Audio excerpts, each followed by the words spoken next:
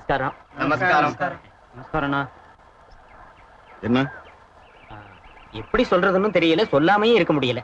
சுத்தி வளைக்காம விஷயத்தை சொல்லுங்க. கஷ்டமா இருக்கு, இருந்தாலும் சொல்றேன். ஊருக்கெல்லாம் பஞ்சாயத்து பண்றவா நீங்க, ஆனா இன்னைக்கு உங்க மேலே ஒரு பஞ்சாயத்து. என் மேல பஞ்சாயத்து? அம்மா, உங்க பொண்ணுதான் புகார் கொடுத்தது.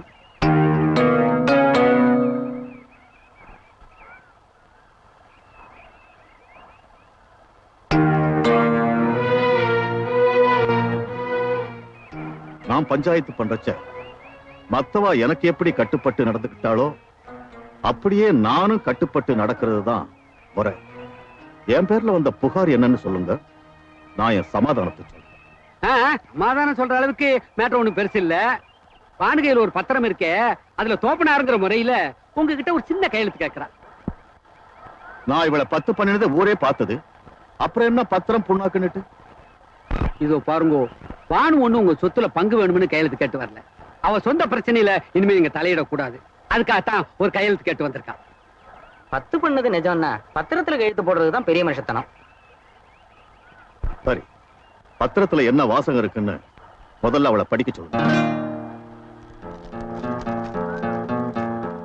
திரு சீனிவாச சாஸ்திரி அவர்களின் ஒரே மகளான பானுமதி என்கிற நான் எனது உடல்நிலை காரணமாக என் கணவர் கோபாலனுக்கு இன்னொரு திருமணம் செய்து வைக்க நினைக்கிறேன். குடும்ப வம்சாவழிக்காக நான் சுய நினைவுடனும் முழு மனதுடனும் தான் இந்த முடிவை எடுத்துள்ளேன். இதற்கு என் தகப்பனாரான சீனிவாச சாஸ்திரி அவர்களும் முழு சம்மதத்தை தருகிறார். இப்படிக்கு அனுமதி. மொத்தத்தில் இந்த பத்திரத்தினால உங்களுக்கு எந்த கஷ்டம் கிடையாது. கண்ணை மூடிட்டு கையெழுத்து போடலாம். போடுங்க. மாட்டேன், நான் இதுல கையெழுத்து போட மாட்டேன். ஏன் போட மாட்டேன், அவ்வளவுதான். பதட்டப்படுறதுனால பிரயோஜனம் இல்ல. என்ன காரணம் சொல்லுங்க. இதோட உங்க பொண்ணு வாழ்க்கை பாழா போறதே நினைச்சு மாட்டேங்கிறேளா, இல்ல என் புருஷனுக்கு வம்சாவழியே இருக்க கூடாதுன்னு நினைச்சு மாட்டேங்கிறேளா? என்ன காரணம் சொல்லுங்கப்பா. என் தோப்பனார் தான் மௌனமா இருக்கார். பஞ்சாயத்துக்கு வந்த பெரியவா நீங்களும் மௌனமா இருந்தா எப்படி? கேளுங்க. என் மேல இருக்கிற பாசத்தினால தயங்குறாரா, இல்ல என் புருஷன் பழி வாங்கணும்னு ஒதுக்குறாரா? கேட்டு சொல்லுங்க.